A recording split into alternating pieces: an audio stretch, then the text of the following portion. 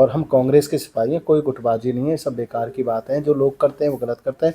हम कांग्रेस के सिपाही हैं, कांग्रेस पार्टी में जन्म लिया। मेरे दादाजी को कहना नहीं चाहिए मुझे मीडिया पर कि उनको मुख्यमंत्री बनना था 1998 में, लेकिन चलो कास्ट की वजह से या वैसा कोई रहा, उनको मुख्यमंत्री बनना था। वो जब सोनिया गांधी जी को बताया कि वो जाट हैं या ऐसा है, चलो वो रह गए, कोई नहीं, उनको मंत्री बनाएगा। लेकिन हमने कभी अपनी पार्टी के खिलाफ कभी नहीं गए आज तक, हम कांग्रेस के सिपाही हैं। जिला परिषद के चुनाव संपन्न भी हो गए, जिसमें आप हारे भी हैं, सरपंच के भी, पंचायत समिति के चुनाव हो गए हैं।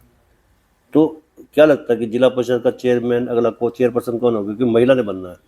देखिए, चेयरमैन जब बीजेपी की मेजोरिटी है यहाँ तो बीजेपी तय करेगी। यहाँ के जो भी है, जो सरकार के जो आदेश होते हैं वही बनाता है, इसमें तो कोई ऐसी बात नहीं है। और भाई देखो, सब अपने अपने प्रयास करते हैं। हमारे भाई भी हैं धर्मेंद्र तेवतिया जी, वो भी अच्छे प्रयास कर रहे हैं और वो भी कोशिश में है कि लगभग कि भाई वो बन जाते हैं तो हमें तो बहुत ही उनका फ़ायदा है। और कोई भाई भी हमारे ज़िले से बनता है उसका भी कोई फ़ायदा है, हम तो किसी के विरोधी है नहीं। और वो हम सब एक भाई, देखो पार्टी की गाइडलाइंस एक अलग है और एक जो ये हमारा जो पंचायती चुनाव है, एक हमारा भाईचारा है। कोई ऐसी वो नहीं है जिसको भाई जो सांसद हैं यहाँ के जो बनाएंगे चेयरमैन, वो चेयरमैन बनेगा, उनके आशीर्वाद से बनेगा। पिछली बार भी जो चेयरमैन बनाया था तो उसमें भी चमेली जी को बनाया, उसको हटाया और फिर किसी और को बनाया। तो मुझे ऐसा लगता नहीं है कि बीजेपी किसी एक व्यक्ति पर टिके। ये तो अपना जैसे जैसे समय देखेंगे ऐसे बदलाव करेंगे चेयरमैन का। क्या लगता है कि किसको बनाएंगे? केंद्रीय मंत्री कृष्णपाल गुर्जर के हाथ में है कमान, चाबी, ताले की चाबी उनके हाथ में है। तो मैं देखो, कांग्रेस सरकार होती, कांग्रेस के सांसद होते, मैं इस बात का आपको जवाब देता, लेकिन ये मेरा जवाब देना ठीक नहीं बनता। अब जो सभी लोग जो हैं वो सब सांसद साहब महोदय के पास जा रहे हैं, वो अपनी अपनी बात रख रहे हैं। मैं पार्षद रहा हूँ, मुझे इस चीज़ की नॉलेज भी है। अब सब अपना अपना दाव लगाएंगे। अब वो सब उनकी गोद में है, किसको चेयरमैन बनाना है, कृष्णपाल गुर्जर जी को तय करना है। ये सभी को पता है। इसमें फरीदाबाद लोकसभा में जिसको चेयरमैन बनना है, जैसे आशीर्वाद देना, कोई कांग्रेस का होता तो जब हम आपको जवाब देते। चर्चा बहुत ज्यादा जोर से चल रही है कि धर्मेंद्र तेवतिया की धर्मपत्नी हेमलता, उनके चांस ज्यादा है। केंद्रीय मंत्री कृष्णपाल गुर्जर ने उनको एक तरह से आश्वासन भी दिया, वो ऐसी चर्चाएं हैं। देखिए, जो उनको आश्वासन दिया है तो कृष्णपाल जी को बना देना चाहिए, वो मजबूत हैं। हम बेशक भाई हैं, हमारे गांव से हैं और बनाना भी चाहिए, मैं तो ये कहूँगा उनको बिल्कुल। लेकिन एक ट्विस्ट आ गया उसमें। ट्विस्ट यह आया है कि चर्चाओं में ये बात भी निकल कर आई है कि अगला जो विधानसभा लोकसभा चुनाव है, कृष्णपाल गुर्जर इसको देख भी रहे हैं। भाई देखिए, मैं तो ये कहना चाहूँगा, धर्मेंद्र भाई बहुत अच्छे आदमी हैं, वो एसोसिएशन के अध्यक्ष भी रहे हैं और मैं कहूँगा मेरे से तो चलो बराबर के होंगे हम। नॉलेज भी है, बेचारों ने बड़े अपने प्रयास करे टिकट के लिए। हर व्यक्ति अपनी कोशिश करता है कि भाई चेयरमैन बने। वो भी कहीं जैसे सुनने में हमें भी आता है, अपने प्रभारियों से सबसे मुलाकात कर रहे हैं। लेकिन जब उन्होंने आशीर्वाद दिया है कृष्णपाल गुर्जर जी ने, उनको बनाना चाहिए, उनका हक बनता है। आपने बताया था अभी कि दीपचंद बंधु जी मुख्यमंत्री बनते बनते रह गए, हाथ में आती हुई हाँ बिल्कुल, मुझे कुर्सी, याद है। सीएम कुर्सी रह गई। सोनिया गांधी जी ने जब कास्ट पूछी तो बताया गया कि जाट है, आपने कहा। ऐसे अब ये बताया जा रहा है, ये चर्चा है।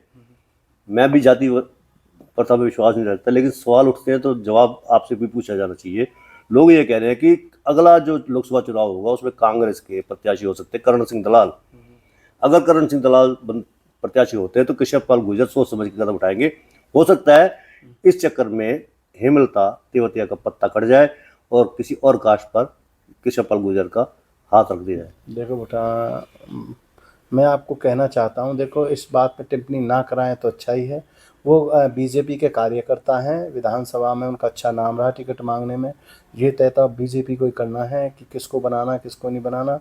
लेकिन जब वो ऐसा करेंगे तो सबको भुगतना पड़ता है राजनीति में। तो सब अपने अपने लग हैं, जब लोकसभा का चुनाव आएगा उनको पता लग जाएगा। नहीं, अभी ब्राह्मण समुदाय ने भी चेतावनी दे दी है कि अगर उनका कैंडिडेट बामनी खेड़ा से गायत्री देवी को नहीं बनाया जाता, उनके सपुत्र प्रदीप के लिए भी उन्होंने कहा है, उन्होंने चेतावनी दी है कि ब्राह्मण का श्राप बहुत बुरा होता है, सीएम की कुर्सी भी जा सकती है। मैं तो ये कहता हूँ कि जो बड़े नेता हैं उनको एक ही करना चाहिए, भाई जो ज़्यादा पार्षद ले आएगा, कोई भी बिरादरी से हो, 36 बिरादरी से, उसको चेयरमैन बना देना चाहिए, मेरी जो सोच है। अभी बाई कास्ट इन पे जाते हैं जो काबिल है। मैं धर्मेंद्र तेवतिया, सभी को पता है कि हम काम पे विश्वास रखते हैं और हमारे जैसे दोनों भाइयों को, व्यक्ति को मैं बताना चाहूँगा कि हम काम कराने में बहुत विश्वास रखते हैं, लेकिन हम जैसे आदमी को तो बड़ी दिक्कतें आती हैं। लेकिन मैं तो यही कहना चाहूँगा कि भाई जो पार्षद ज़्यादा लिया है उसको चेयरमैन बना देना चाहिए। बिल्कुल, ये लोकतंत्र की हत्या नहीं है कि केवल एक नेता तय करते, पार्षद तय कर सकते हैं ना कि जिला परिषद की अगली चेयरपर्सन कौन होगी, जिसके बाद ज्यादा मेजोरिटी पार्षद होगी उसको बनना चाहिए। देखिए, मेजोरिटी की जो बात है, धर्मेंद्र तेवतिया के पास भाई हम भी आपस में बातचीत करते रहते हैं, उनके संपर्क में ज़्यादा हैं और बना देना चाहिए, मैं तो यही कहूँगा। लेकिन ऐसा भी माना जा रहा है कि उन्होंने अपने बाहरी प्रत्याशी होने के नाते उन्होंने बाहर से बहुत बदमाश तबके के लोग बुला लिए थे, ऐसा सविता चौधरी ने कहा है जो उनके खिलाफ चुनाव लड़ी थी। देखो, राजनीति में सब आरोप लगाते हैं। जब मैंने ये कहा, ये पार्टी का चुनाव नहीं है, ये एक पंचायती चुनाव है और चुनाव में सब अपना रसूख रखते हैं। जब मैं चुनाव जीता था तो मेरी इसी अपोजिशन किसी की नहीं थी, मैं कहना नहीं चाहूँगा, उसमें कुछ लोग हमारे भी थे। जब मैं वोट मांग रहा था, और मैं ये बताना चाहूँगा आपको, सब चुनाव पैसे से लगता है। एक महिपाल बंधु ही दोनों चुनाव लड़े हैं। पिछले चुनाव में तो मुझे और पैसा बचा था, और अब के चुनाव में नो प्रॉफिट नो लॉस। मतलब मुझे लोगों ने इतना पैसा दिया था कि बहुत ज़्यादा दिया था, और पिछले चुनाव में तो मुझे 1.5 लाख रुपये और बचा था। तो ये थे हमारे बीच में महिपाल बंधु, वरिष्ठ कांग्रेस नेता हैं, काफ़ी अनुभवी और सुलझे हुए भी हैं। इतने विकास कार्य तो अपने वार्ड नंबर 7 में कराए थे, लेकिन वार्ड नंबर 8 जब बदला तो उसमें हार का मुंह भी देखना पड़ा महिपाल बंधु को। नीचे जो आप देख रहे हैं यूट्यूब चैनल, इसको आप लाइक करें, सब्सक्राइब करें, कमेंट बॉक्स में जाकर प्रतिक्रिया दें, इस लिंक को ज़्यादा से ज़्यादा शेयर भी कर दीजिए, क्योंकि वोकल फॉर लोकल के लिए आपकी उंगलियों को चलना बहुत जरूरी है। धन्यवाद। जय हिंद, जय भारत।